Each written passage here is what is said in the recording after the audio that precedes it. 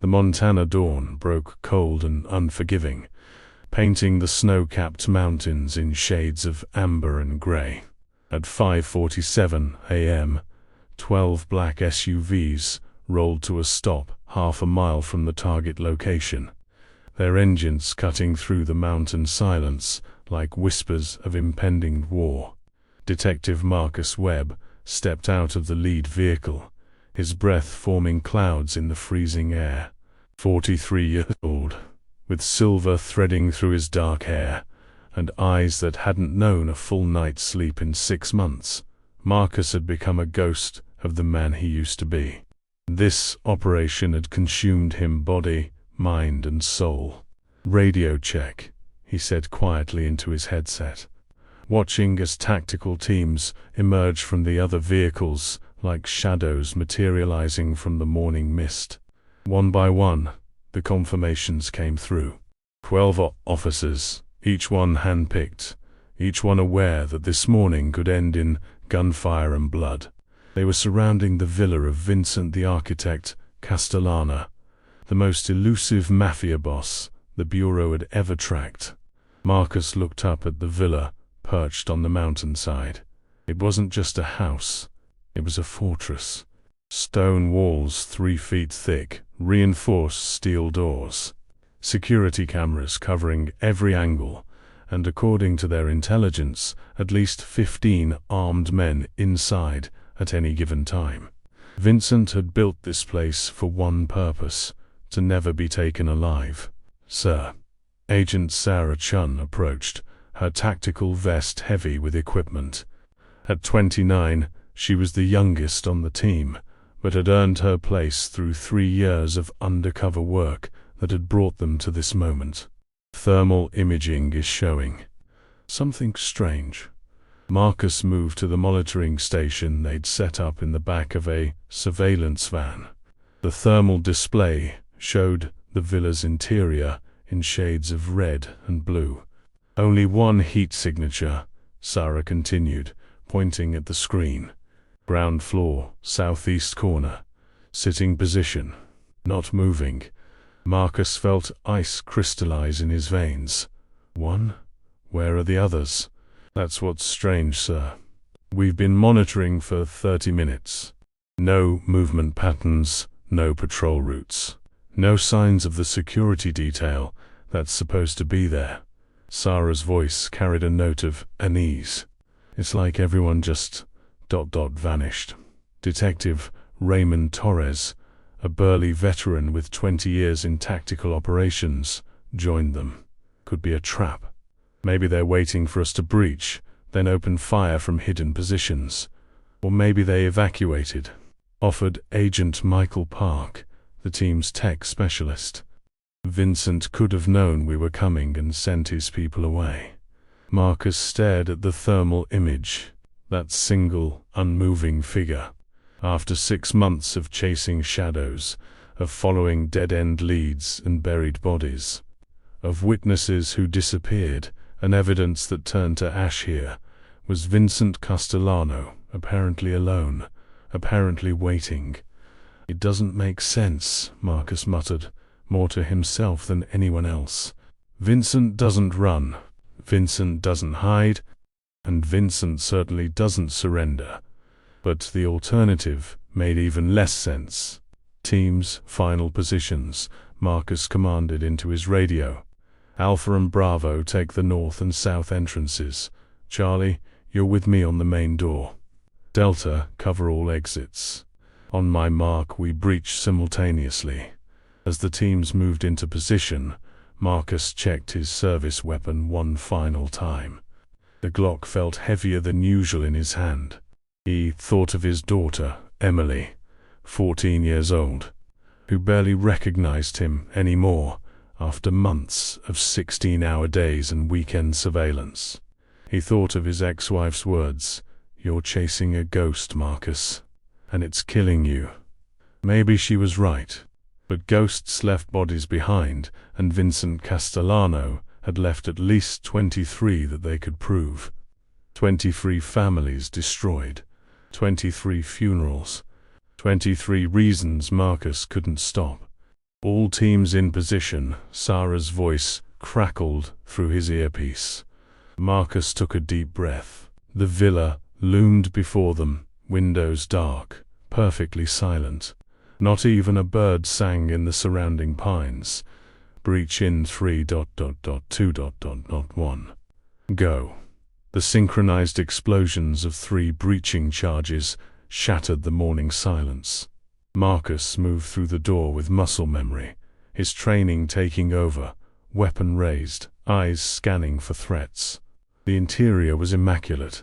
Marble floors gleamed in the early light streaming through tall windows. Original paintings decorated the walls. Marcus recognized a Modigliani that had been stolen from a Milan gallery 5 years ago. Everything spoke of wealth, power, and meticulous control. Clear, came the shouts from different parts of the house as teams swept through rooms. Kitchen clear, upstairs clear, garage clear. Marcus moved toward the southeast corner, aboard that single thermal signature. His team flanked him, weapons raised, every nerve electric with tension. They entered a dining room, and Marcus felt his world tilt sideways. Vincent Castellano sat at the head of a long mahogany table, hands folded calmly before him. He was 62 years old, with silver hair swept back from a face that could have belonged to a corporate CEO or university professor. He wore an expensive charcoal suit with a burgundy pocket square. No weapon visible. No sign of resistance. On the table before him sat a dinner place, setting ceramic plate with what looked like osso buco, the steam still rising faintly. A glass of red wine, half full. And next to the plate, a single piece of cream-colored stationery with words written in elegant script. "You're late." Vincent smiled slightly. His dark eyes meeting Marcus's with something that looked like ... relief. "Detective Webb," Vincent said, his voice cultured and calm. "I've been expecting you. Though I hoped you'd arrive 20 minutes ago, the osso buco was perfect at 6:15. Marcus kept his weapon trained on Vincent, but his mind was racing. Every instinct screamed that something was catastrophically wrong. "Where are your men?" "Gone." "Gone where? Does it matter?" Vincent gestured to the empty chairs around the table. "As you can see, you've won, Detective. I'm alone, unarmed, and entirely at your disposal." Sarah moved to search Vincent, her movements professional and quick. "He's clean. No weapons, no wires, nothing." Marcus circled the table slowly, never taking his eyes off Vincent. "You expect me to believe you just ... gave up? You, who murdered 3 federal witnesses? You, who burned down a courthouse to destroy evidence? You're telling me you're surrendering without a fight?" Vincent's expression remained serene, almost peaceful. "I'm telling you that you arrived exactly when I planned for you to arrive, Detective. And now that you're here, I have a proposal for you. I don't make deals with murderers." "Not a deal," Vincent corrected gently. "An invitation to understand, because the case you think you've solved, the criminal you think you've caught." He paused, his eyes growing suddenly haunted. "You have no idea what you've actually walked into." Raymond moved to handcuff Vincent, but Marcus held up a hand, stopping him. Something in Vincent's voice, a note of genuine fear perhaps, or something deeper made Marcus's pause. "Talk," Marcus said flatly. Vincent stood slowly, hands raised to show he meant no threat. He walked to the tall window overlooking the mountain valley below, the morning sun casting his face in stark relief. "6 months ago," Vincent began, his voice quiet, "you started investigating me because of the Moretti family murders. 3 bodies found in that warehouse on the waterfront, yes?" Marcus didn't confirm or deny. Everyone knew about the Moretti murders. It had been the break in the case they'd been waiting for. Vincent continued. What you didn't know, what you couldn't have known, is that I didn't order those killings. I discovered them. He turned to face Marcus, and, for the first time, the mask of calm cracked slightly.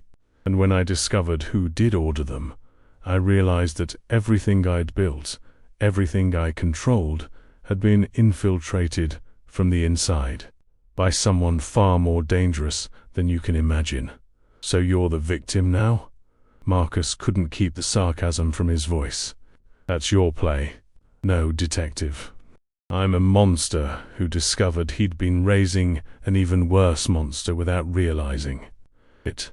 Vincent's hands trembled slightly, the first sign of genuine emotion. And for the past 6 months, while you've been hunting me, I've been trying to contain what I unleashed before it destroys everything. Sarah exchanged glances with Marcus. Sir, this sounds like a stall tactic. Vincent laughed, a hollow sound. A stall tactic?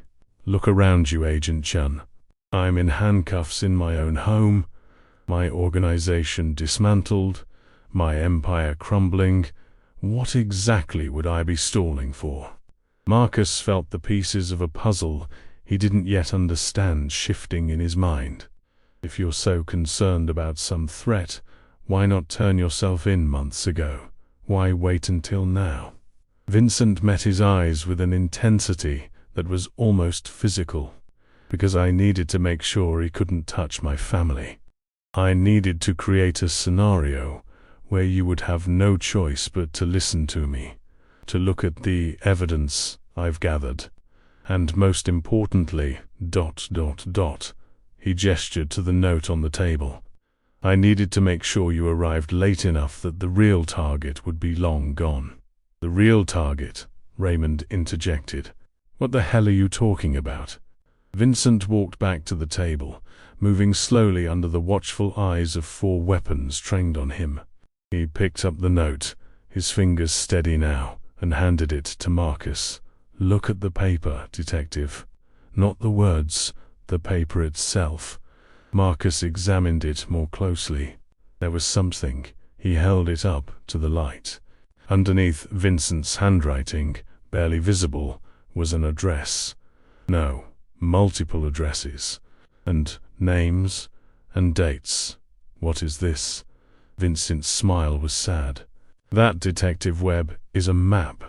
A map to 37 different locations, where my former lieutenant has established operations that make my worst crimes look like parking violations.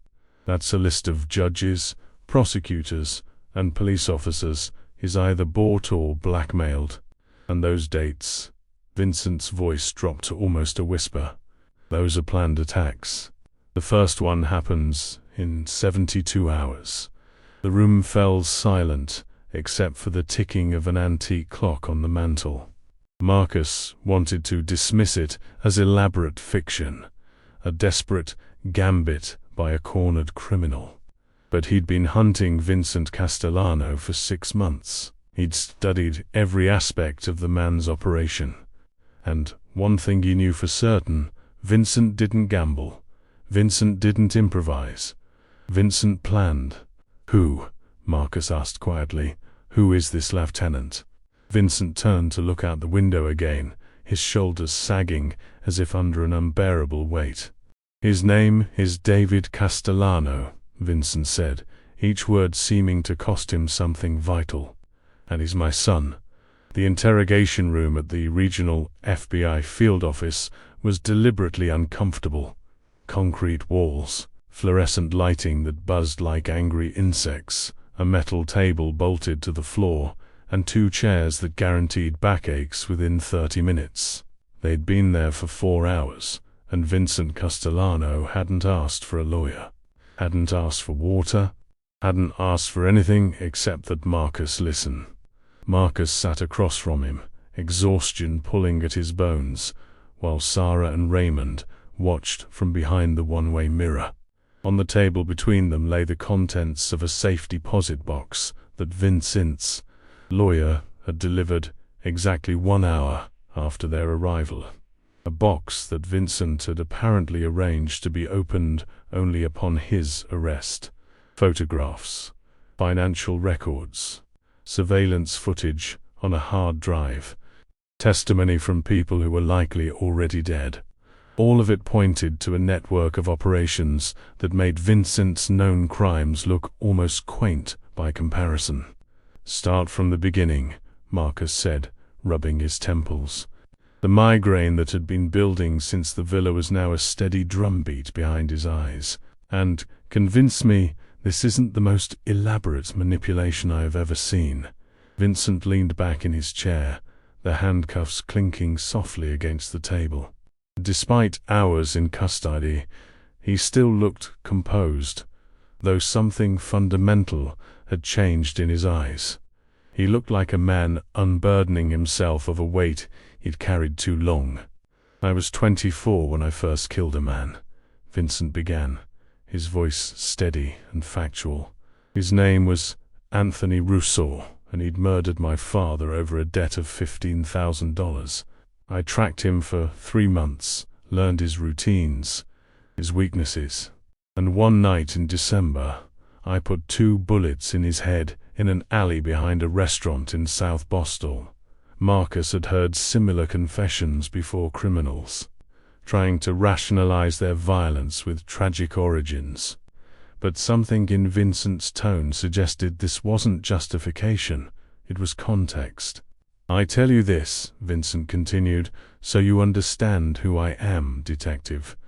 I'm not under any illusions about my nature. I've hurt people. I've ordered people hurt.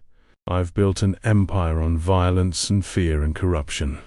But I always operated by rules." "Rules?" Marcos couldn't hide his incredulity. "You murdered witnesses. You trafficked weapons. I never touched children," Vincent interrupted, his voice suddenly sharp as a blade. "I never allowed human trafficking in my operations. I never dealt in drugs that destroyed communities wholesale. And I never, ever involved families in business disputes." He paused. "My rules, detective, may be meaningless to you, but they meant something to me. They were the line between being a criminal and being a monster." Marcus studied him. In all his research, he'd found no evidence that Vincent had broken those rules. It didn't make him a good man, but it made him consistent. "David," Vincent continued, and for the first time, his composure cracked. His hands trembled slightly. "David was born when I was 41. His mother, Elena, was the only woman I ever truly loved. She knew what I was, what I did, but she believed, God help her, she believed I could change." He pulled one of the photographs from the stack. A younger Vincent, with a dark-haired woman and a child, maybe 5 years old, at what looked like a birthday party. The boy was laughing, holding up a toy car. The image was so normal, so painfully ordinary, that Marcus felt disoriented. Elena died when David was 12. Cancer. Fast and vicious. I promised her, on her deathbed, that I would keep David away from the business. That he would go to college, have a normal life, be better than me. Vincent's voice was hollow. I kept him away for as long as I could. Boarding schools, private tutors, summer programs in Europe. I built walls between him and my world, but he found his way in anyway, Marcus guessed. Vincent nodded slowly. "When he was 19, he came to me and said he wanted to understand the family business. Not to join it, just to understand. I was proud, honestly. Proud that he wanted to know me, wanted to bridge that gap. So I started teaching him, showing him the operations, the logistics, the networks." He pulled out another photograph. David at 22 or 23, sitting in what looked like a planning room, papers spread before him. Even in the photo, Marcus could see the intelligence in the young man's eyes, the sharp focus. David was brilliant, Vincent said, something like wonder in his voice. The things that took me years to understand, he grasped in months. He saw patterns I missed, connections I never made. By the time he was 25, he was running entire operations for me. I started calling him my successor, my legacy. Marcus could see where this was going, but he let Vincent tell it. 3 years ago, I started noticing discrepancies. Money moving in ways that didn't match our operations. Shipments going to locations I hadn't authorized. New people in the organization I'd never met. At first, I thought it was just David being ambitious, expanding without my approval. Vincent's jaw tightened. I should have looked closer. I should have seen it. Seen what? Vincent pulled out a financial ledger, pages marked with red tabs. David wasn't expanding my operations. He was replacing them. Every legitimate business I used for laundering, he was systematically taking over. Every corrupt official I had leverage on, he was gaining better leverage on. Every crew loyal to me, he was secretly recruiting with better offers. Marcus leaned forward, studying the documents. The numbers were staggering, millions flowing through accounts linked to shell corporations, payouts to names he recognized from other investigations. 18 months ago, I discovered something that made me realize David wasn't just ambitious. He was something else entirely. Vincent pulled out a surveillance photo, grainy, but clear enough. It showed David meeting with someone in what looked like a parking garage. Recognize him? Marcus felt his blood run cold. That's Alexei Volkov. He was the head of the Russian Bratvad's East Coast operations, Vincent finished, until he disappeared 6 months ago. Presumed dead, if I remember the reports correctly. He is dead, Marcus confirmed. We found his body in a shipping container 3 months ago. Tortured, killed execution style. Vincent's eyes held no satisfaction, only a deep sadness. David killed him. After he'd extracted every piece of information about Volkov's operations, every contact, every route. Then he simply absorbed the entire network into his own. Sarah's voice crackled through Marcus's earpiece. Boss, we're running these names through the database. Half of them are connected to unsolved murders in the past 18 months. And the locations. Jesus, Marcus. They're all places where organized crime suddenly went silent. Marcus looked at Vincent with new eyes. He's been eliminating the competition. Not just competition, Vincent corrected. Everyone. David sees the traditional organized crime structure as inefficient, outdated. He's building something new. Something that doesn't rely on neighborhood loyalty, or ethnic connections, or territorial boundaries. He's creating a distributed network that operates more like a corporation than a crime family. He pulled out more documents, organizational charts that looked like something from a Fortune 500 company. But instead of departments like sales and marketing, these showed divisions for asset acquisition, regulatory compliance, and competitive elimination. My God, Marcus breathed. He's systematizing it, exactly. And that's what makes him so dangerous. I was a criminal, Detective Webb. David is creating a criminal enterprise that could survive for generations, that could infiltrate legitimate business and government so deeply that no one would ever be able to root it out completely. Marcus stood, pacing the small room. Why didn't you stop him?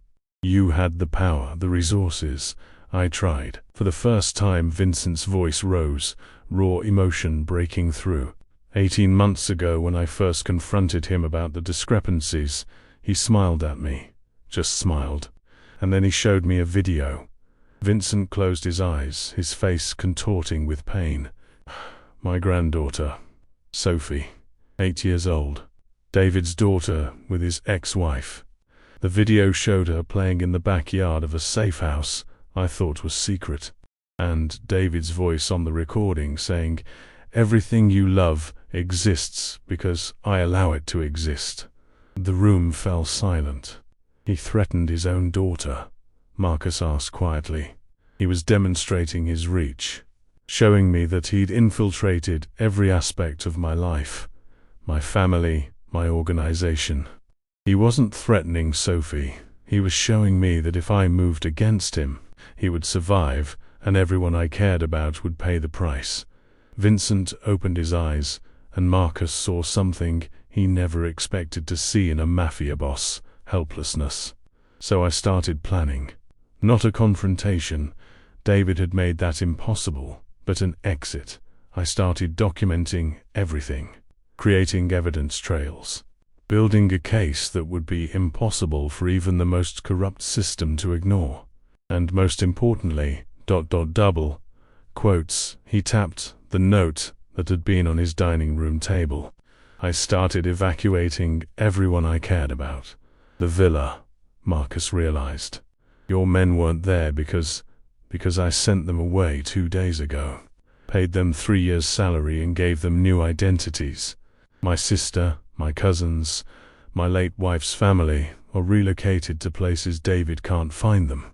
It took me 18 months, detective, but I moved every piece off the board except 2. He gestured to himself. "Me and David." Marcus sat back down, his mind racing. "You're using yourself as bait. I'm using myself as a catalyst.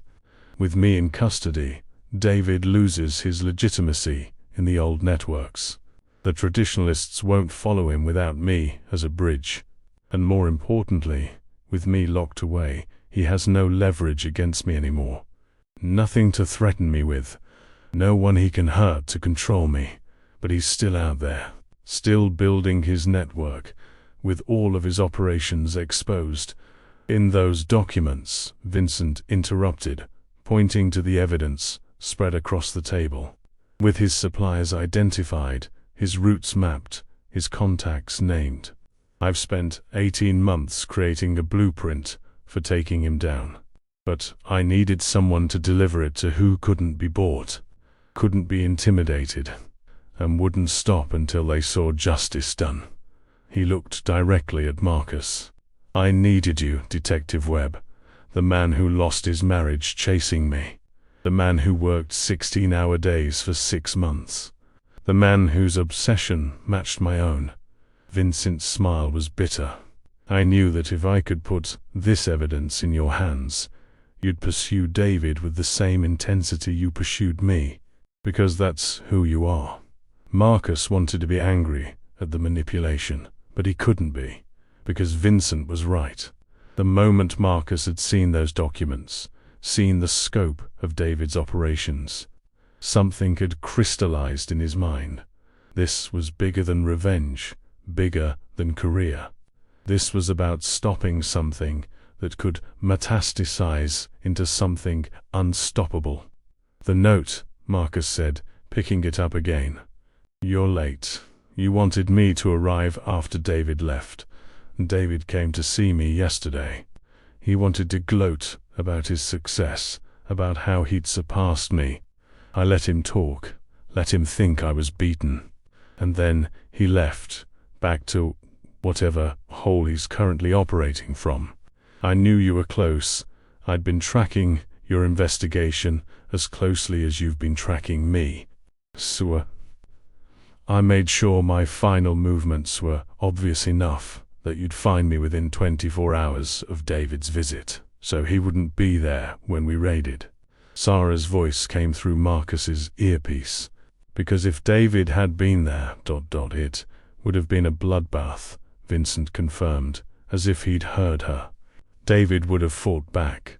He would have killed as many of your officers as possible, maybe escaped in the chaos, and then disappeared completely with the full force of his network protecting him.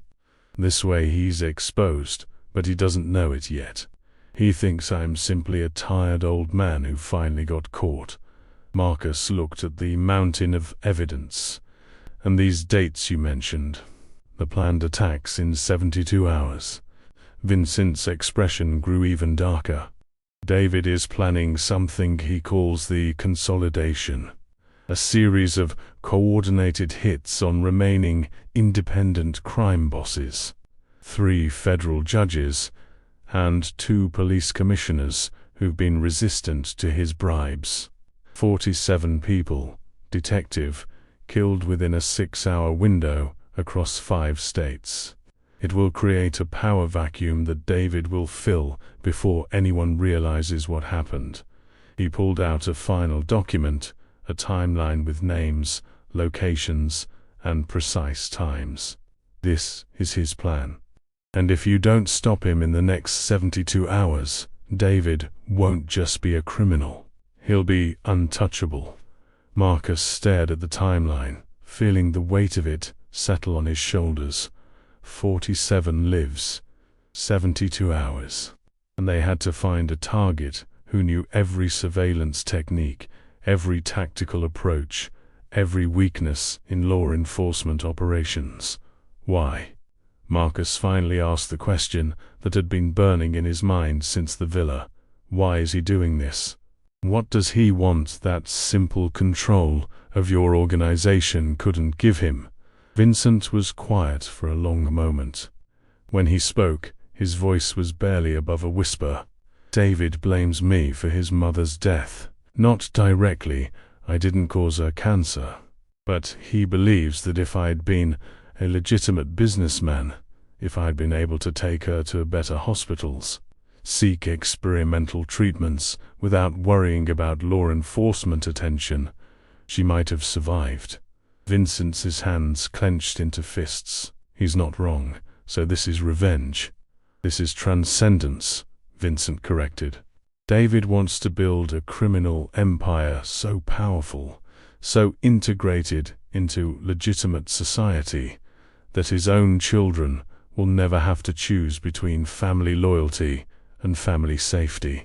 He wants to be so far above the law that his loved ones will never suffer because of his choices. Vincent's voice broke. He's trying to succeed where I failed, and it's going to destroy everything. Marcus stood, gathering the documents. I need to brief my team, contact the task force, start coordinating. Detective, Vincent interrupted. There's one more thing you need to understand about David. Marcus turned back. Vincent's eyes held a warning. He knows you. He's been watching you as closely as you've been watching me. He knows about your daughter Emily. He knows about your ex-wife. He knows where you live, where your family goes to school, where your mother receives her dialysis treatments. Ice flooded Marcus's veins. I'm telling you this, Vincent continued, because David doesn't just plan operations. He plans contingencies. And the moment he realizes I've betrayed him, the moment he discovers I've given you this evidence, he will try to hurt you in the way he tried to hurt me. Vincent's voice hardened. Through the people you love. Marcus felt the world narrow to a single point of focus. If he touches my daughter, he won't. If you're smarter than he expects. David is brilliant, but he has one weakness. He thinks he understands everyone. He's profiled you, studied you, predicted your responses. So when you go after him, Bull. Vincent leaned forward intensely. You need to be unpredictable. You need to make choices that don't fit your pattern. You need to become someone he hasn't planned for. Before Marcus could respond, Raymond burst through the door, his face pale. Boss, we've got a situation. 2 bodies just found in a warehouse on the east side. Both execution style. Both were on Vincent's payroll. He paused, and there was a message left at the scene. What message? Marcus demanded. Raymond held up his phone, showing a crime scene photo. On the warehouse wall, painted in blood, were 4 words, "The king is dead." Vincent stood slowly, his chains rattling. Despite his composed exterior, Marcus could see genuine fear in his eyes for the first time. "He knows," Vincent whispered. "David knows I've talked to you. Which means the consolidation might not be in 72 hours anymore." He looked at Marcus with desperate urgency. It might be happening right now. The next 8 hours were chaos. Marcus stood in the FBI field office's command center, watching a wall of monitors display real-time feeds from 6 different cities. Around him, 40 agents worked phones, tracked leads, and coordinated with local police departments. Coffee had stopped working 3 hours ago, replaced by pure adrenaline and the grinding awareness that they were racing against a clock they couldn't see. "Status update," Marcus called out, his voice cutting through the controlled chaos. Agent Chun stepped up to the central display, her face showing the strain of hours without sleep. "We've confirmed 3 attacks so far. Judge Martinez in Chicago car bomb in her garage this morning. She survived, but she's in critical condition. Police Commissioner Bryant in Philadelphia's sniper fire during his morning run. Dead before he hit the ground." She paused, her voice tightening. "And Antonio Ricci, independent operator in Boston. His entire crew, 17 men, found dead in a warehouse. No survivors." Marcus felt the weight of each name like a physical blow. They'd known about the attacks for less than 12 hours, nowhere near enough time to properly protect 47 targets spread across the country. "What about the others on the list?" Raymond asked from his position, coordinating tactical teams. "We've got federal protection on 23 of them. Local police watching another 8. But Detective... Sarah's voice dropped. "We're spread too thin. David's hitting targets in a pattern we can't predict. It's like he's got real-time intelligence on our responses." Because he probably does, Marcus thought grimly. David had infiltrated enough law enforcement agencies that he likely knew their every move. Michael Park, hunched over a laptop, suddenly sat up straight. "Boss, I've got something. The communication patterns between the attack sides have been analyzing cell tower data. There's a repeated signal. Someone's coordinating these hits from a central location." Marcus moved to stand behind him. "Can you trace it?" "Working on it. The signal's bouncing through multiple proxies, but... Bolko's Michael's fingers flew across the keyboard. "Got it. The source is in Montana. Some kind of compound about 40 miles from Vincent's villa." Marcus felt pieces clicking together. David was never working from outside the state. He's been here the whole time, close enough to watch his father, close enough to run his operations. "Sir," one of the junior agents called out, "we've got another development. Just received reports of a high-value federal witness going missing from protective custody. Name's Gerald Hampton. He was scheduled to testify next week about corruption in the state attorney's office." Vincent's voice echoed in Marcus's mind. "He's gaining better leverage on everyone. Pull up everything we have on David Castellano," Marcus ordered. "I want to understand how he thinks, how he operates, what makes him different from his father." Sarah brought up a file on the main screen. David's face appeared 35 years old, handsome in a cold way, with his father's dark eyes, but none of his warmth. The psychological profile beneath the photo made for disturbing reading. Subject demonstrates exceptional intelligence, strategic thinking, and emotional detachment. Unlike traditional organized crime figures who rely on loyalty and fear, David Castellano operates through systematic manipulation of incentive structures. He doesn't inspire loyalty. He engineers dependency. "What does that mean?" Raymond asked. Marcus studied the profile.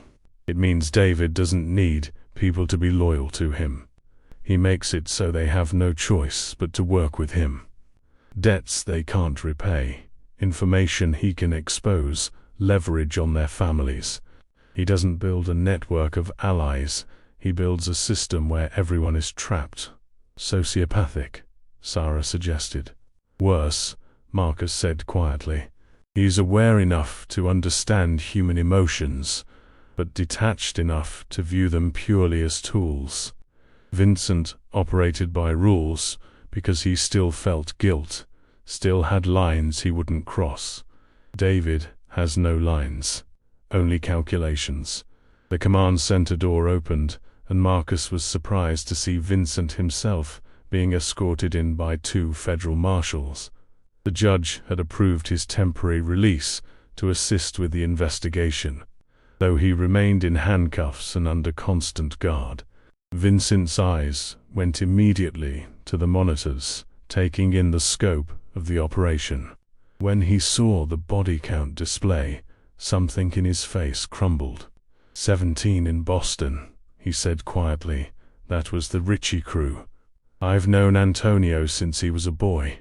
He was trying to stay independent, refused to join David's network. His voice was hollow. This is my fault. Right now, blame doesn't matter, Marcus said, not unkindly. Help matters. You know David better than anyone. How do we stop him? Vincent moved closer to the screens, his chains clinking softly. You don't stop David with force. You don't stop him by protecting his targets. He'll just wait and hit them later. You stop David by disrupting his systems. He pointed to the map showing the locations of the attacks. Look at the pattern. Chicago, Philadelphia, Boston, and if I'm right, the next hits will be in New York and Miami. What do all these cities have in common? Sarah studied the map. Major metropolitan areas. Significant organized crime presence. Multiple jurisdictions that make coordination difficult, yes. But more specifically, Vincent traced lines between the cities. These are the hubs of David's new network. Each city has a node person or operation that serves as a central point for his activities in that region. The attacks aren't random. He's eliminating competition while simultaneously demonstrating his power to the nodes, showing them what happens to people who don't cooperate. So if we take down the nodes, Raymond began, you cut off his communication, his coordination, his ability to operate. Vincent finished. David is building a system, which means he's created single points of failure. Eliminate those points, and the entire structure collapses. Marcus felt a spark of hope for the first time in hours. Who were the nodes? Do you have names? Vincent hesitated, and Marcus saw genuine conflict in his eyes.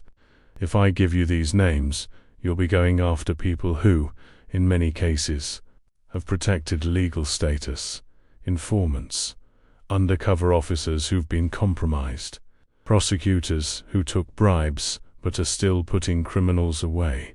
You're asking me to compromise the system to save it, Marcus said flatly. I'm asking you to recognize that David has already compromised the system. You're just choosing whether to admit it and deal with it, or pretend everything is clean while he continues killing. Vincent's gaze was steady. Your choice, detective. Marcus thought of Judge Martinez, critical condition. Commissioner Bryant, dead. 17 bodies in Boston. His daughter's face flashed through his mind, safe for now, but only because he'd had her and his ex-wife move to a safe house the moment he'd heard David knew about them. Give me the names, Marcus said. Vincent rattled off 5 names.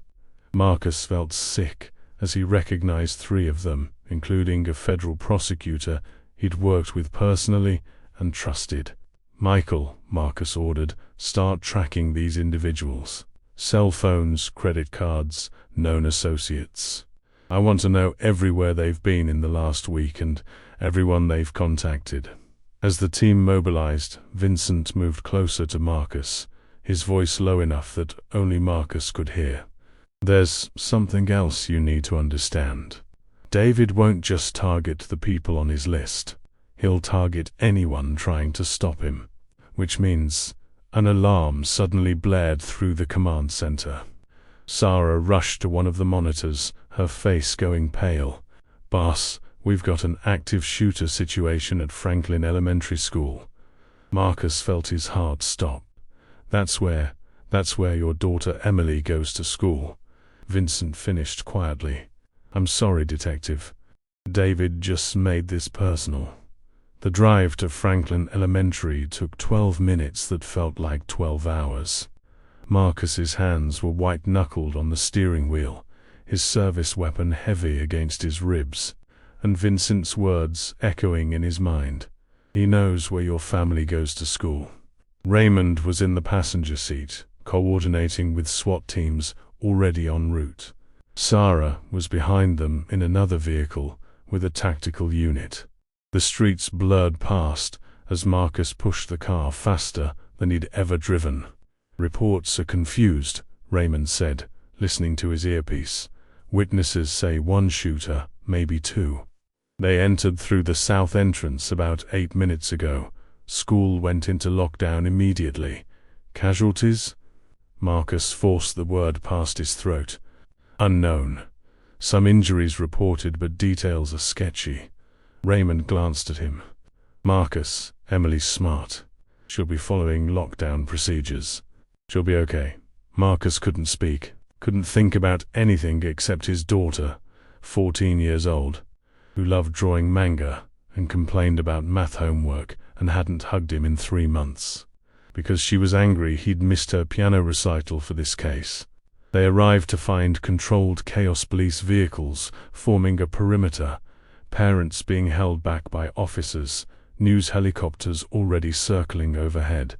Marcus barely had his vehicle stopped before he was out, flashing his badge, pushing through the crowd. The school's principal, a gray-haired woman named Margaret Chun, met him at the command post. Her face was drawn but composed. "Detective Webb, thank God. We have approximately 400 students and 30 staff members inside. The shooter, or shooters, we're not certain, are believed to be on the 2nd floor near the science wing.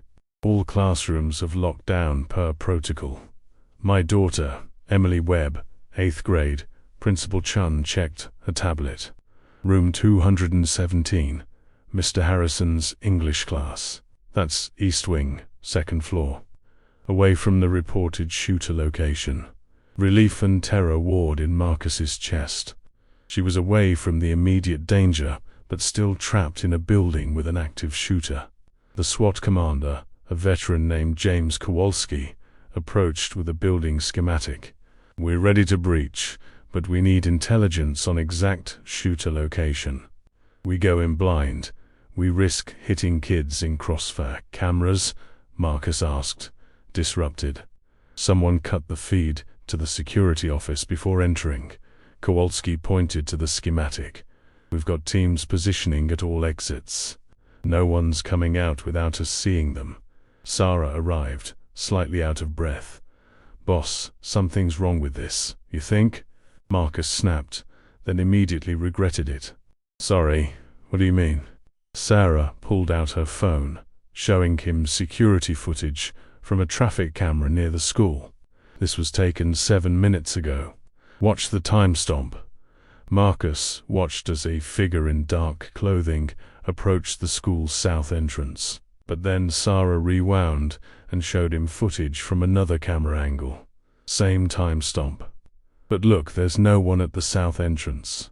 Marcus felt cold understanding wash over him. "The footage is looped. Someone edited it. There's no shooter inside," Sarah said, her eyes wide. "Or if there is, this entire situation has been stage managed." Before Marcus could process this, his phone rang. Unknown number. He answered on the first ring.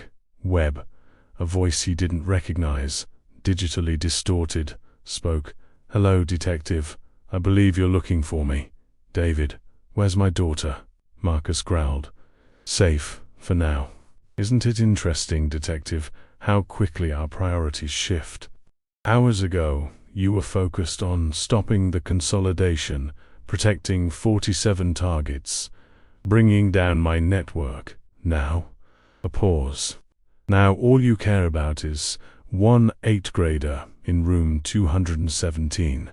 If you hurt her, I'm not going to hurt her. Detective Webb, that's not how I operate.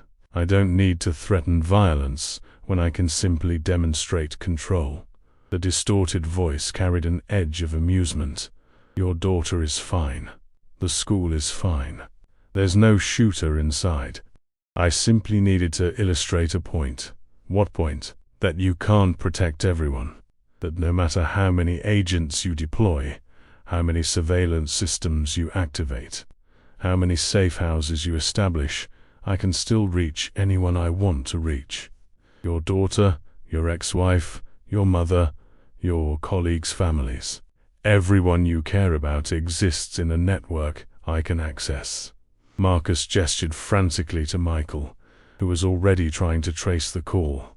My father tried to stop me by sacrificing himself, David continued. Noble, tragic, completely ineffective, because he failed to understand the fundamental reality. This isn't a war between individuals anymore.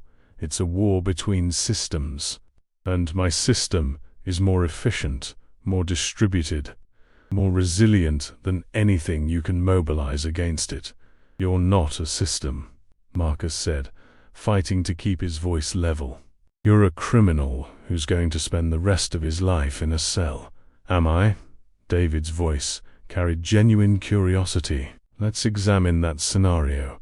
You arrest me. You prosecute me. But to do so, you need witnesses, evidence, a clean chain of custody. And how many of the people in those chains work for me? How many judges have I compromised? How many jury members can I influence? How many prison guards can I buy? Marcus saw Michael shaking his head. The trace wasn't working.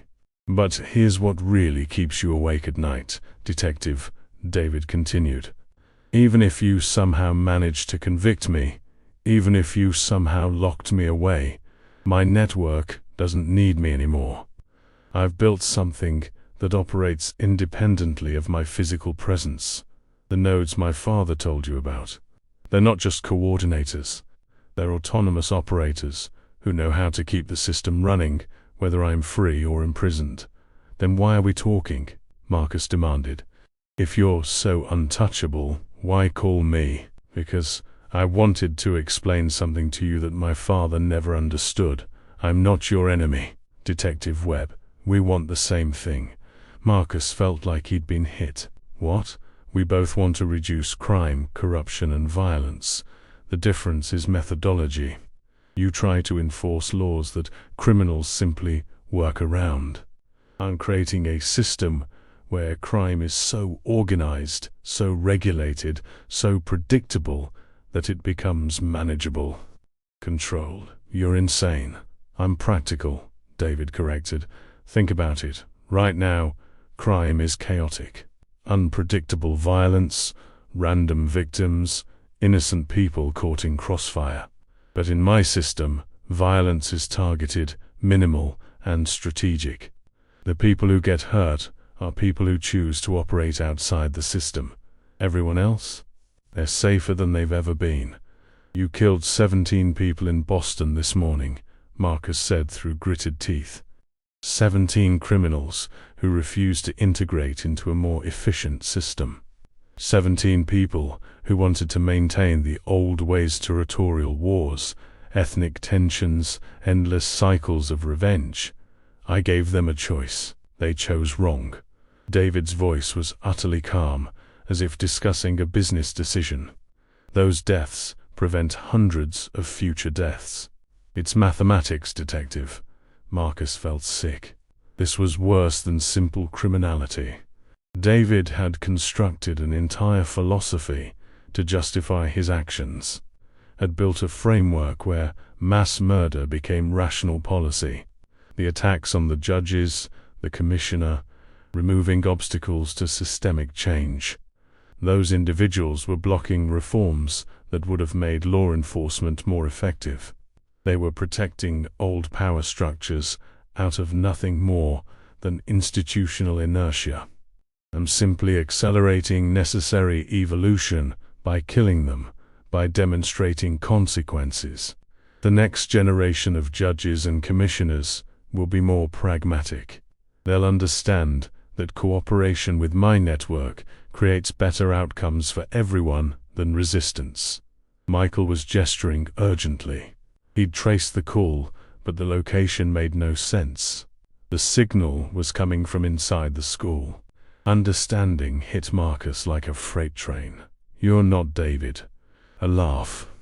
"Very good, detective." "No, I'm not David Castellano. I'm someone who works for him. One of many." Which proves his point, doesn't it?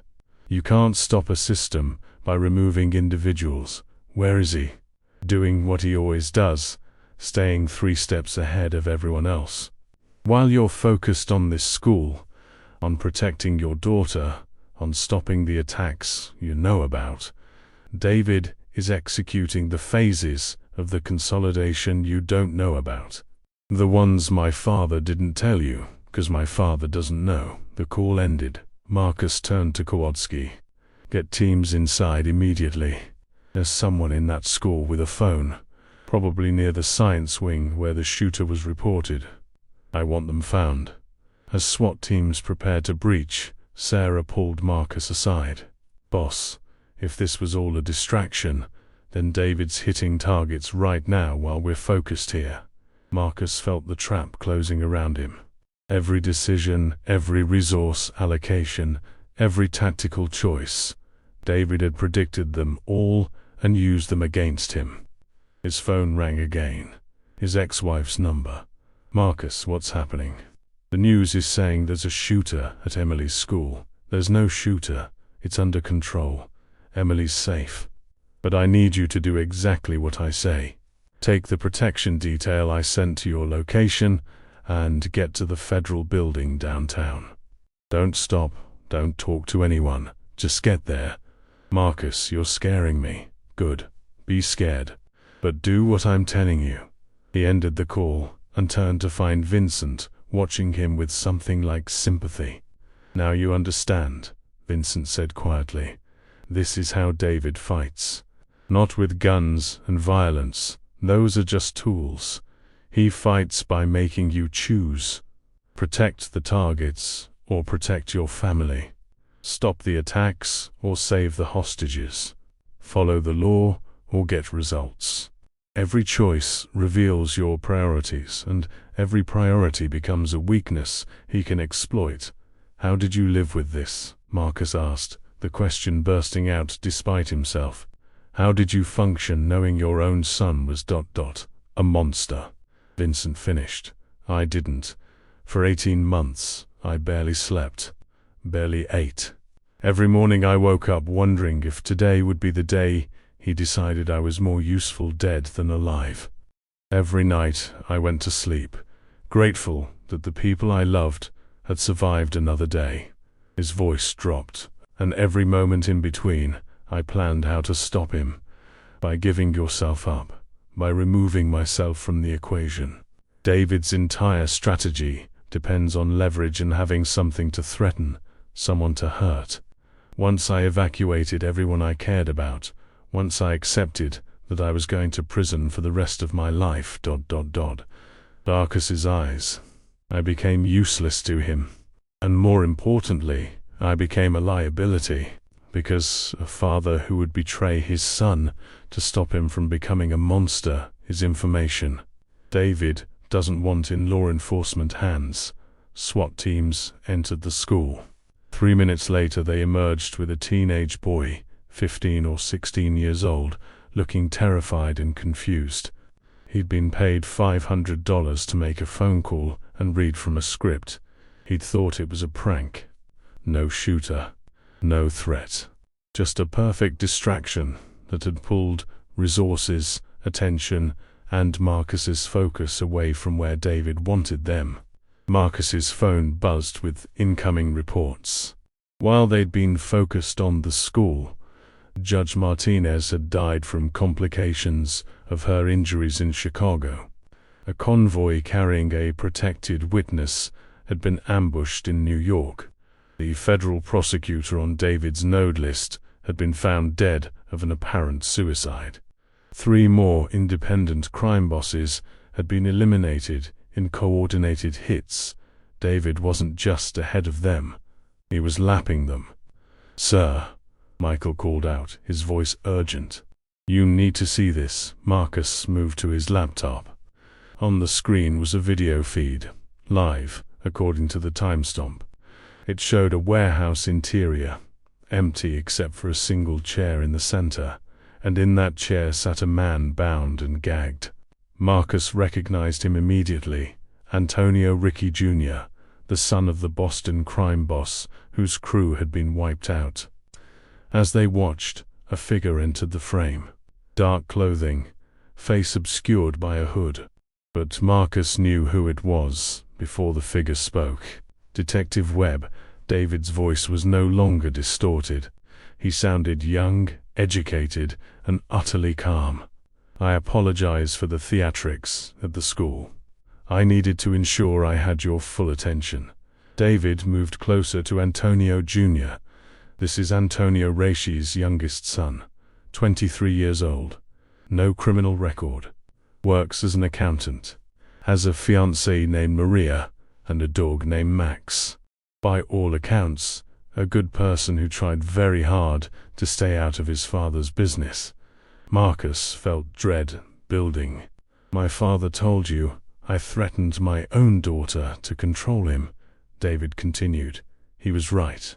But what he didn't tell you, what he didn't know, is that I would never actually hurt Sophie. She's my child. I love her in my own way." David pulled out a pistol. "But Antonio Jr. isn't my child. No." Marcus shouted at the screen, uselessly. David didn't hesitate. A single shot. Antonio Jr.'s head snapped back, and he slumped in the chair. "That," David said, returning his gaze to the camera, "is what happens to the families of people who refuse to join my system. Not threats, demonstrations, because words are cheap, but actions create understanding."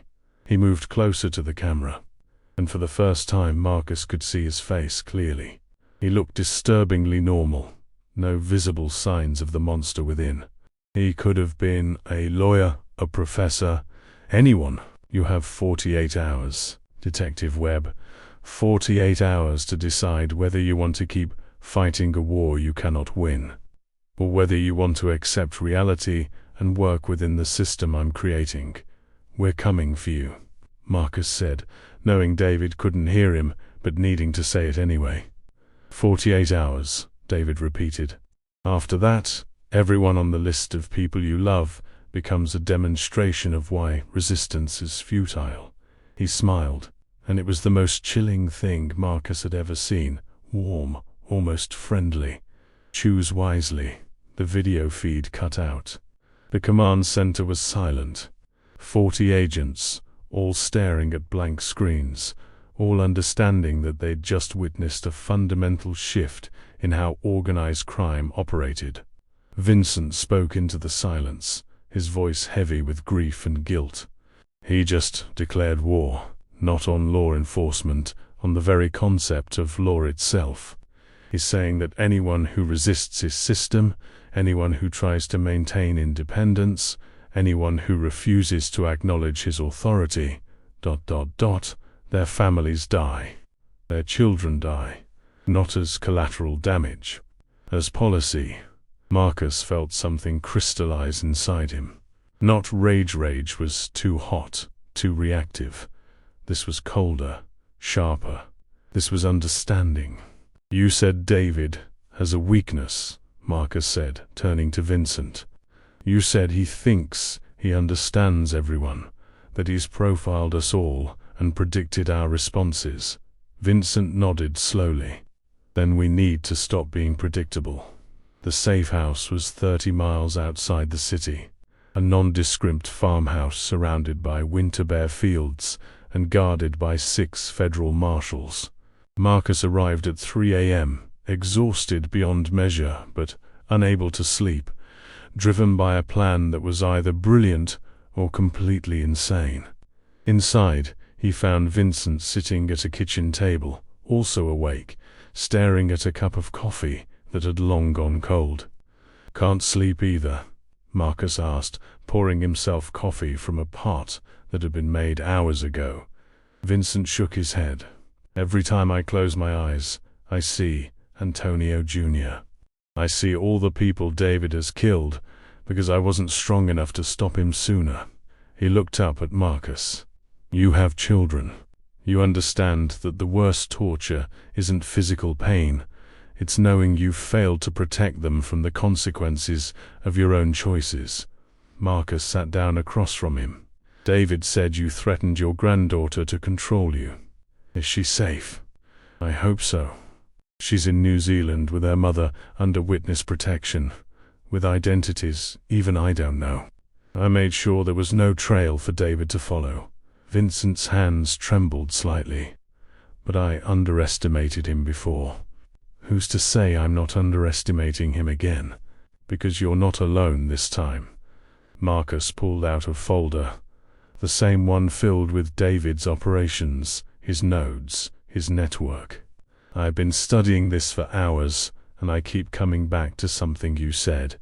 David operates through systems, not people. He's engineered a network where everyone is trapped, dependent, with no choice but to cooperate. That's what makes him so dangerous," Vincent agreed. "But it's also his weakness." Marcus spread documents across the table. "Every system has vulnerabilities. David's system depends on nodes, central points of coordination. He's created efficiency through centralization. But centralization means single points of failure. I already told you about the nodes. You've tracked them, but David's moved them by now. He knows you have that information. I'm not talking about those nodes." Marcus pulled out a different set of documents, ones Michael had compiled over the past hours. "I'm talking about the hidden node, the one you didn't mention because you didn't know about it. The one person who coordinates all of David's operations, who maintains the entire network, who serves as the linchpin of his whole system." Vincent leaned forward, suddenly alert. "If such a person exists, they do. Your son is brilliant, but he's also practical. He can't personally coordinate everything. He needs someone he trusts absolutely, someone who knows every operation, every contact, every contingency." Marcus pointed to the documents. "For the past 8 hours, my team has been analyzing every communication pattern in David's network. And we found an anomaly, one number that receives calls from every node but never makes outgoing calls. One account that moves money but never receives it. One person who exists in every piece of David's system but never appears in any organizational chart. Who?" Marcus pulled out a photograph. "A woman in her late 50s, elegant and professional looking. Her name is Catherine Wells. On paper, she's a corporate lawyer specializing in international business. But according to deep financial analysis, she's been receiving payments from 37 different shell corporations connected to David for the past 3 years. Small payments, carefully structured to avoid detection. And more interestingly, ... He pulled out another document. "She was your late wife's sister." Vincent's face went white. "Elena's sister. But Catherine moved to Europe after Elena died. I haven't seen her in over a decade. She moved back 18 months ago, right around the time David started building his network." Marcus watched Vincent process this. "She's your sister-in-law. Someone you would trust, someone who knew your family, someone who could gain access to your operations without suspicion, and someone David could recruit by playing on family loyalty." Vincent finished, his voice hollow. "Elena's sister. Someone who might blame me for her death, who might want to help David succeed where I failed." He looked up at Marcus. "If Catherine is coordinating everything, Then taking her out doesn't just disrupt the network, it collapses it. Without her central coordination, all of David's autonomous nodes become actually autonomous Sinjars-ordinated, competitive, working at cross purposes. Marcus felt the pieces falling into place. David built a corporation. We take out his CEO, and the whole thing dissolves into chaos. Vincent was quiet for a long moment. You realize what you're proposing. Catherine isn't a criminal in the traditional sense. She's a coordinator, a facilitator. Arresting her might not stick legally. I know. Marcus met his eyes. Which is why I'm not proposing we arrest her. I'm proposing we turn her. Vincent looked skeptical. David has her completely locked in. Whatever leverage he has is weaker than the leverage we can offer. Marcus pulled out yet another folder. Catherine has a daughter, 26 years old, living in Seattle, working as a teacher, married, pregnant with her first child, according to our surveillance. David doesn't know about her. Catherine has kept her completely separate from David's network. Understanding dawned in Vincent's eyes. You want to offer Catherine a choice. Cooperate, and her daughter stays safe, or refuse, and we make sure David learns about her. Not quite. Marcus shook his head. I want to offer Catherine the chance to stop David before he destroys what's left of her family, before her grandchild grows up in a world where David's system is the only system. Why would she believe you could stop him? Because we have you. Marcus gestured to Vincent. Catherine recruited your son, the coordinator's network, but she's still Elena's sister. She still remembers when David was a good kid, before he became what he is now. And if you tell her that there's a way to save David from himself, to stop him before he's so far gone that there's no coming back, ... double quotes. Marcus paused. Do you think she'd listen? Vincent closed his eyes. I think Elena's sister would do anything to save her nephew's soul. Even if it meant betraying him temporarily to save him permanently. Then that's our play. They found Catherine Wells 3 days later, living in a penthouse apartment in downtown Seattle under her own name, hiding in plain sight. Marcus, Vincent, and Sarah approached with a small team. No sirens, no drama. Just a knock on her door at 7 p.m. on a Wednesday evening. Catherine answered, looking exactly like her photo, elegant, composed, with Elena's eyes and Vincent's wariness. She took one look at Vincent in his federal custody restraints, and her face barely changed. I wondered when you'd figure it out, she said calmly. Come in. I assume we have things to discuss. Her apartment was beautiful, floor-to-ceiling windows overlooking the city. Modern furniture, tasteful art, nothing that suggested she was the operational center of a criminal empire. Catherine poured wine for everyone who wanted it. Marcus declined. Sarah accepted and sat down in a leather chair that faced the view. I'm not going to pretend I don't know why you're here, she began. You've connected me to David's operations. You want me to betray him, give you access to his network, help you take him down. She sipped her wine. Am I close? Close, Marcus agreed. But you're missing something. We don't just want to take David down. We want to save him. Catherine's carefully composed expression cracked slightly. Save him?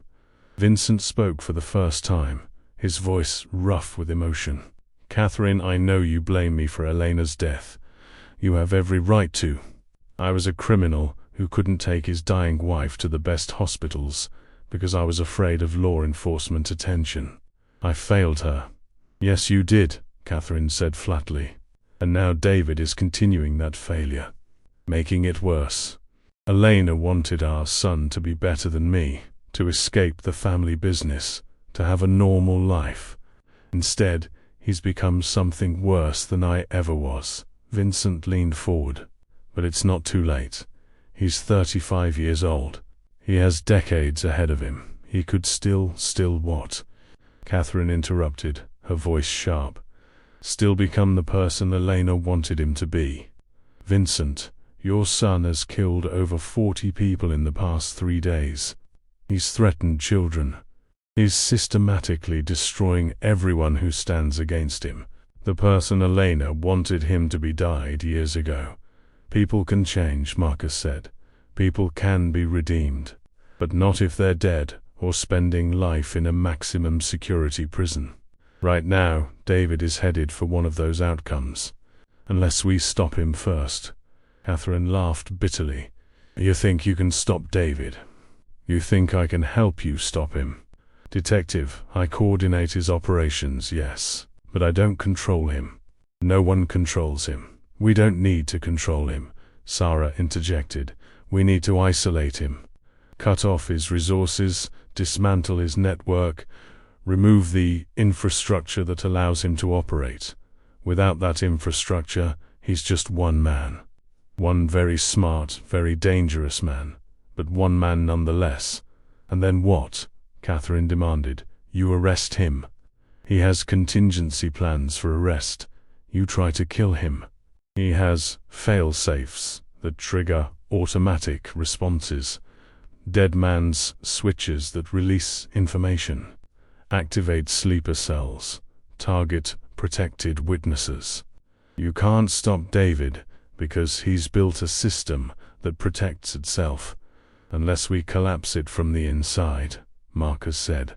He pulled out documents showing Catherine's role in David's network. You're the hub. Everything flows through you. You coordinate the nodes, move the money, manage the information. If you simply ... stop. If you shut down access, redirect resources, feed false information to the nodes, ... double quotes. He let the implication hang. Catherine stared at the documents, then at Vincent, then at Marcus. You want me to sabotage my own nephew's organization? To betray family? I want you to save your nephew's life, Vincent said intently, because right now, David is on a path that ends in either a shootout with law enforcement or a prison cell for the rest of his life. He's made too many enemies, killed too many people, threatened too many powerful individuals. His network won't save him. It'll just make his fall more spectacular and his punishment more severe. But if we dismantle the network first, Marcus continued, if we remove his operational capacity before he commits any more major crimes, if we create a situation where he's not the terrifying criminal mastermind, but just a man who made terrible choices and can potentially be rehabilitated, ... But he paused. Then maybe, just maybe, there's a path forward where David survives. Where he eventually gets out of prison. Where he might even, someday, become something like the person his mother wanted him to be. Catherine was silent for a long time, staring out at the Seattle skyline. Elena used to say that the hardest part of loving someone wasn't dealing with their flaws. It was knowing when loving them meant stopping them. She turned to face them. What exactly do you want me to do? The next 48 hours were a masterclass in precision sabotage. Catherine, operating under the team's guidance, began subtly altering David's network. She didn't shut anything down outright, that would have been too obvious. Instead, she introduced small inefficiencies. Money transfers that were slightly delayed, communications that were slightly garbled, coordination between nodes that was slightly out of sync. To anyone not looking carefully, everything appeared normal. But for operators trying to execute complex, multi-city operations, these small disruptions cascaded into major problems. Marcus watched from the command center as the effects rippled through David's organization. A planned hit in Miami was delayed because the team arrived at the wrong address. 1 digit off. In Catherine's coordination message, a bribe to a judge was rejected because the payment arrived late, making the judge suspicious that it was a sting operation. Two different nodes attempted the same operation simultaneously, revealing themselves to law enforcement in the process. Critical intelligence about police movements was delivered 12 hours late, causing multiple operations to be aborted within 36 hours. David's network had gone from a smooth-running machine to a system in chaos. And the beautiful part was that David couldn't tell if it was intentional sabotage or just bad luck and accumulated stress. "He's going to figure it out," Catherine warned during one of their coordination sessions. "David isn't stupid. He'll realize someone is interfering. That's when we spring the trap," Marcus replied. The trap was simple in concept, complex in execution. Using Catherine's inside knowledge, they identified a meeting David had scheduled with his remaining nodes, a gathering meant to reassert control and coordinate response to law enforcement pressure. 7 locations, 7 times, 7 different cities, all simultaneously. Except 6 of those meetings were decoys. Catherine had arranged them to draw out David's operations, to make him spread his resources thin, trying to protect multiple locations at once. The real meeting was in Montana, at a location only Catherine and David knew about, an abandoned mining facility 40 miles from his compound. That's where David would be, personally overseeing operations, because he could no longer trust his network to function properly. And that's where Marcus and his team would be waiting. The mining facility was exactly the kind of place a criminal mastermind would choose. Multiple entrances and exits, difficult terrain, abandoned tunnels that could serve as escape routes. David had probably scouted it months ago, planning for exactly this scenario, but he hadn't planned on Catherine's betrayal. Marcus positioned his teams carefully, with Sarah's unit covering the northern approach, Raymond's team on the southern perimeter, and federal marshals blocking all known exits. He had snipers on surrounding ridges and drones providing aerial surveillance. And he had Vincent with him, because Vincent had insisted, and because Marcus thought having a father present might make the crucial difference. "You understand that when we move in, David might fight," Marcus said to Vincent as they waited in the cold Montana evening. "He might not surrender. He might force us to... double quotes. I understand," Vincent said quietly. "If it comes to that, do what you need to do. But give him a chance to walk out alive. That's all I ask." At exactly 8 p.m., 3 vehicles arrived at the facility. Through binoculars, Marcus watched as David emerged from the center vehicle, flanked by 4 bodyguards.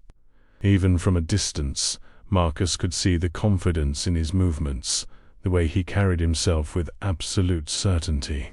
"All units, hold position," Marcus commanded into his radio. "We wait until he's inside, committed, with limited exit options." David and his security entered the main building. Marcus gave them 3 minutes to get settled, to feel secure in their chosen location. Then, all units, move in. The operation was textbook perfect. Teams converged simultaneously, blocking exits, establishing perimeters.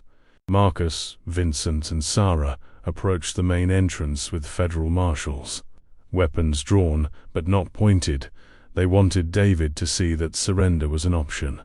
"David Castellano," Marcus's voice boomed through a megaphone. "Federal agents. The building is surrounded. Release your weapons and come out with your hands visible." Silence. Then, over a speaker system David must have installed in the facility, his voice, "Detective Webb. Should I be surprised?" "No, probably not. Catherine always was sentimental. She coordinated this, I assume?" Your network is shut down, David. Your nodes are in custody. Your financial accounts are frozen. Your operations are dismantled. This is over. A laugh echoed through the speakers. Over? Detective, you're thinking too small. I told you, I built a system that operates independently of my physical presence. Arresting me just makes me a martyr, a leader in exile. The operations continue, not without Catherine coordinating them. And Catherine's done. She's cooperating fully with federal authorities. A pause. Marcus could almost hear David's mind working, recalculating. My father's inside with you, isn't he? I can sense his presence. Always the sentimental one, always believing in redemption and second chances. David's voice carried something Marcus couldn't quite identify. Not quite anger. Tell him something for me. I don't need redemption. I need succession. Vincent stepped forward, speaking into the megaphone. David, this is your father. I know you're angry at me. I know you blame me for your mother's death. You're right to, but your mother would be horrified by what you've become. She would. Don't. The word cut through the cold air like a knife. Don't you dare tell me what my mother would think. You don't get to claim her legacy. You failed her when she was alive, and you don't get to use her memory to manipulate me now. I'm not trying to manipulate you, Vincent said, his voice breaking. I'm trying to save you. From what? From building something greater than you ever did. From succeeding where you failed. From creating a system that could have saved Mum if it had existed back then. David's voice rose, emotion bleeding through his usual control. You want to save me? You should have saved her. Marcus saw the opening. David, your father is in federal custody. He's spending the rest of his life in prison. He sacrificed his freedom to try to stop you because he loves you. And Catherine betrayed your network for the same reason. Everyone who loves you is trying to save you from yourself. Then they don't understand me. We understand that you're brilliant, Sarah called out. We understand that you built something unprecedented. We understand that you think you're creating order from chaos. But David, you're killing people. You're destroying families. You're becoming exactly what you claim to hate. I'm becoming effective. There's a difference. Marcus exchanged glances with Vincent. This wasn't working. David wasn't seeing reason, wasn't recognizing the trap he was in. Then Vincent did something unexpected. He walked forward, away from cover, hands raised, directly into the line of fire from the building. Sir, what are you doing? Raymond hissed. David, Vincent called out, no megaphone, just his voice carrying across the open space. If you want to hurt someone for betraying you, hurt me. I'm the one who gave the authorities your operations. I'm the one who dismantled everything you built. Not Catherine, not the police me. Dad, get back in position. Sarah whispered urgently. But Vincent kept walking. You want revenge for your mother? Take it. I'm right here, unarmed, no protection. You can have your men shoot me, and the police won't be able to stop it in time. Kill me.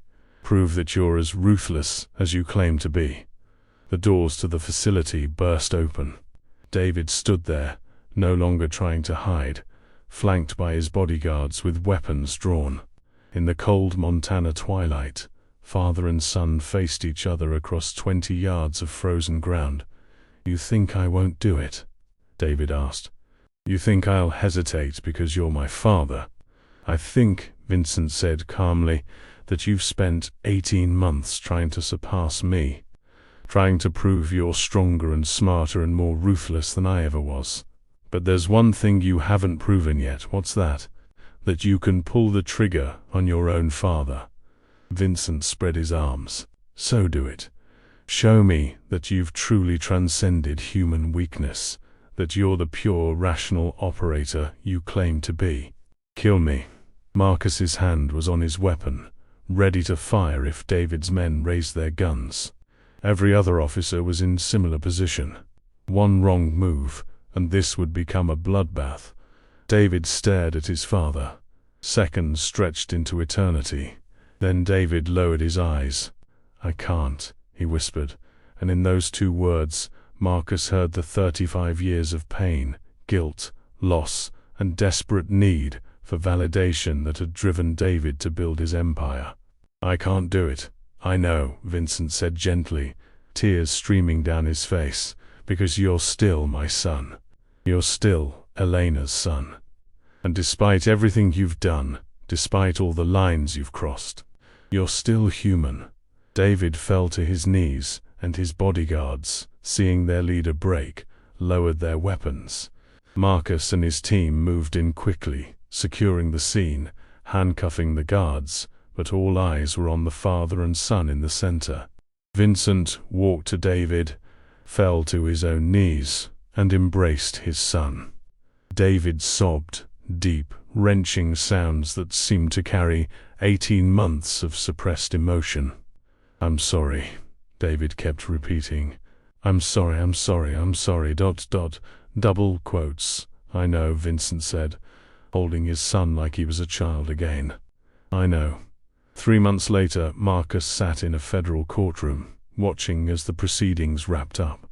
David Castellano had pled guilty to 73 counts of various crimes, accepting a sentence of 45 years in prison, with possibility of parole after 25. Not a lenient sentence, but given the scope of his crimes, it could have been much worse. The key factor had been David's cooperation. In his cell, with his network dismantled and his father visiting him weekly, David had begun providing information about his operations, his contacts, his systems. He'd helped prosecutors build cases against hundreds of corrupt officials, compromised law enforcement officers, and violent criminals. It wasn't redemption, but it was a start. Catherine Wells had received immunity in exchange for her testimony and cooperation. She'd moved to Seattle permanently, living near her daughter, waiting for the grandchild who would arrive in 2 months. She visited David once a month, bringing news of the family he'd nearly destroyed. Vincent Castellano was serving his own sentence, 20 years for his crimes, with possibility of parole after 12. He spent his time in prison teaching other inmates, helping them understand that the change was possible, even from rock bottom. He and David were in different facilities, but they exchanged letters weekly. Emily Webb had returned to school, seeing a therapist twice a week to process the trauma of that day. She was slowly, cautiously, rebuilding her relationship with her father. Last week, she'd hugged him after dinner. It wasn't much, but to Marcus, it was everything. Sarah had been promoted, now leading her own team. Raymond had retired, saying he'd had enough excitement for one lifetime. Michael was still providing tech support, joking that after facing down David Castellano's network, normal cases seemed easy. And Marcus sat in the courtroom, watching justice being served, and felt something he hadn't felt in months. Peace, not happiness. The body count from David's operations was too high for that. Not satisfaction, too many families had been destroyed. But peace, knowing that they'd stopped something that could have been far worse. Knowing that they'd saved David from becoming something completely irredeemable. Knowing that Vincent had succeeded in his final goal of stopping his son before it was too late. After the sentencing, Marcus walked out of the courthouse into spring sunshine. His phone rang, Emily calling. "Hey, sweetheart. Hey, Dad. How did it go?" "It's over. David's going to prison for a long time." "Good." A pause. "Are you coming home for dinner? Mum's making lasagna." Marcus smiled. "I'll be there." As he drove toward what might become something like a normal life, Marcus thought about Vincent's words in the safe house months ago. The worst torture is knowing you failed to protect them from the consequences of your own choices. But the flip side was also true. The greatest redemption was fighting with everything you had to make things right, even when the cost was your freedom, your reputation, your life. Vincent had paid that cost. Catherine had paid it. Even David, in his own broken way, was paying it now. And Marcus. Marcus was learning that sometimes the biggest battles weren't against external enemies, but against the obsessions that consumed you, against the need to win at all costs, against the willingness to sacrifice everything, including family, for justice. He'd won his case. He'd stopped David's network. He'd dismantled a criminal empire that could have reshaped organized crime for generations. But the real victory was the phone call from his daughter, the dinner he'd share with his family, the mundane, ordinary, precious moments he'd almost lost chasing ghosts. Some cases you solved with evidence and strategy. Others you solved by remembering what you were fighting for in the first place. Marcus smiled, pointed his car toward home, and left the courthouse and its ghosts behind.